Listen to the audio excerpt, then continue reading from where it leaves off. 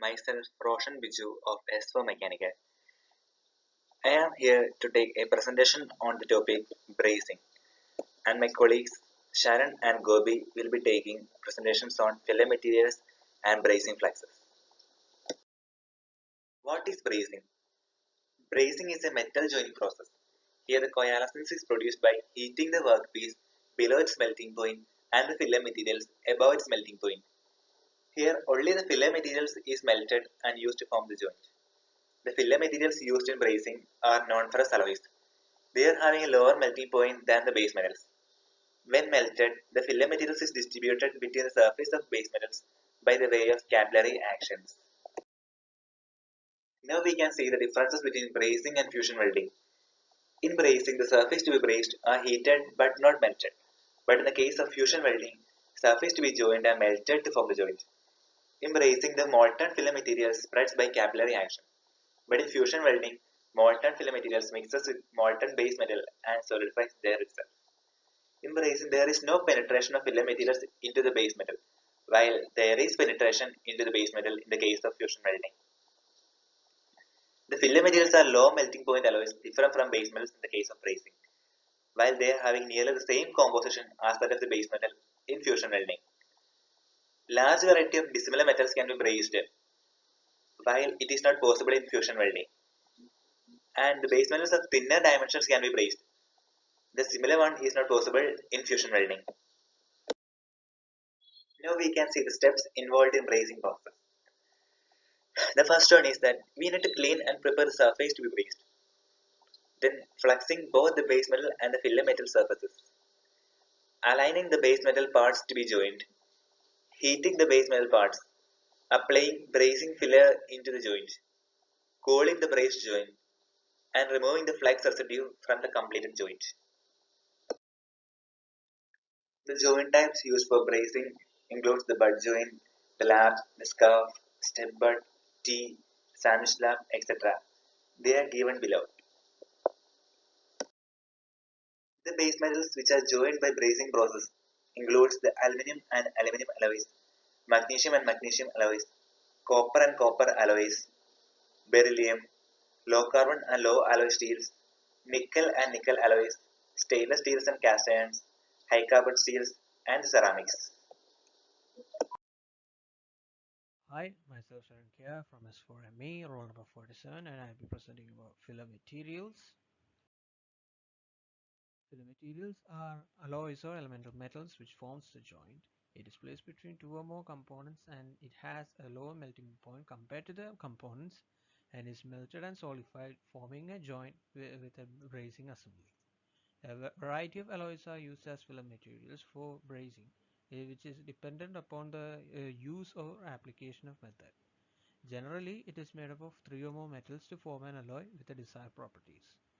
The filler metal for a particular application is chosen on a basis of its ability to wet the metal, to melt at a lower temperature than the base metals, and to withstand the working conditions or specific conditions required. Bracing filler materials are usually available as rod, ribbon, powder, paste, cream, wire, and preforms such as standard washers.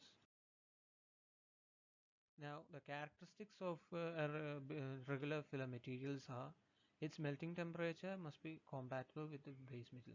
That means usually the components of the base metal's melting point must be higher than that of the filler material.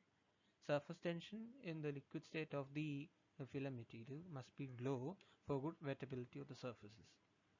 Fluidity of the molten material must be high so that it fills completely into the interface. And its mechanical properties like strength and ductility when solidified at the brazing joint must be according to the specific use of the filler material. Now, the commonly used brazing alloys are aluminum or silicon alloys, which is used for general purpose brazing alloy. Magnesium based filler materials are used for brazing magnesium alloys. Copper and copper zinc filler alloys are used for brazing ferrous alloys. And nickel and copper based alloys. Copper phosphorus filler metals are used for joining copper and its alloys. Iron, nickel, cobalt based alloys are used where resistance to oxidation and corrosion are required. And silver bracing materials are used to join the most of the ferrous and non-ferrous materials, excluding aluminum and magnesium. Now these are the examples of filler rods, which includes aluminum silicon bracing rod, magnesium rod, copper zinc alloy rod, and the silver copper bracing ripple, which is normally used for filler materials in bracing. Now I hand it over to the Gobi. Myself Gobi Krishnan of S4 Mechanical. I am here to present about the topic bracing flexes. These are the topics which we are going to cover.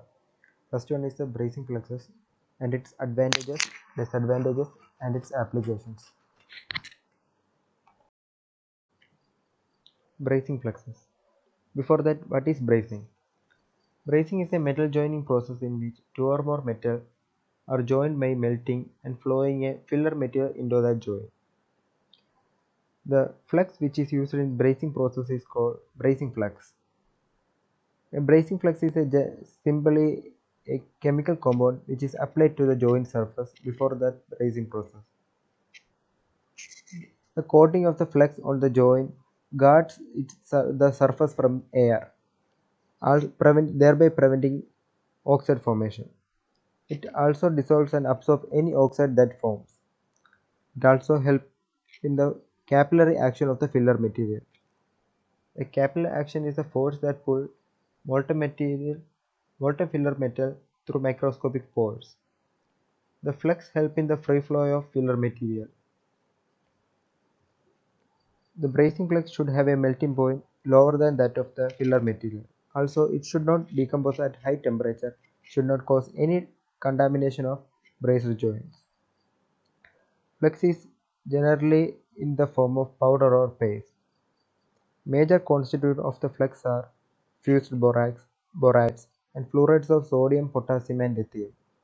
Also, hydroxides of sodium and potassium and chlorides are used.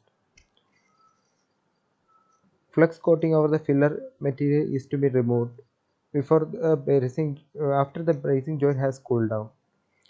This can be done in washing in hot water, immersing in it cold water, or by any chemicals. The process like shot blasting, chipping can also be done. Next one is the advantages. This can be used to join a variety of dissimilar material. Large variety of dissimilar material can be joined by this process. The braced joints are pressure tight. Work materials of different thickness, size, shape can be braced easily. Thin wall tubes and thin sheet can be joined, which cannot be possible in welding process. Since there is no property change of the work material is taking place, material characteristic of the work material can be preserved. Protective metal coating or cladding is not damaged by bracing process. These are the advantages.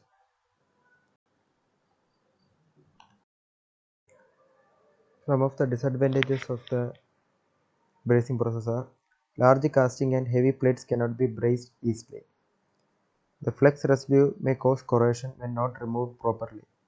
When the flex residue is not removed properly, the flex which is remain in the material can lead to corrosion. The flex which is used at elevated temperature cannot be withstand at that temperature, so bracing joint may fail. The mating parts needs to be machined properly to ensure capillary flow of filler material. These are the disadvantages. Applications of the bracing process are: bracing can be used in the place of welding whenever the metallurgic property of the material is to be preserved. Since there is no cardinal change in the property of the material, in such areas, bracing process is used. Bracing can also be used to join similar or dissimilar materials like metal to non-metal, porous component made by powdering process, fiber and dispersion strengthening composite, etc. It is also used to join the parts of bicycle such as frame and rims. Also, it is used in the fastening of pipe fittings, heat exchangers, radiators, etc. These are the some of the applications of the bracing process.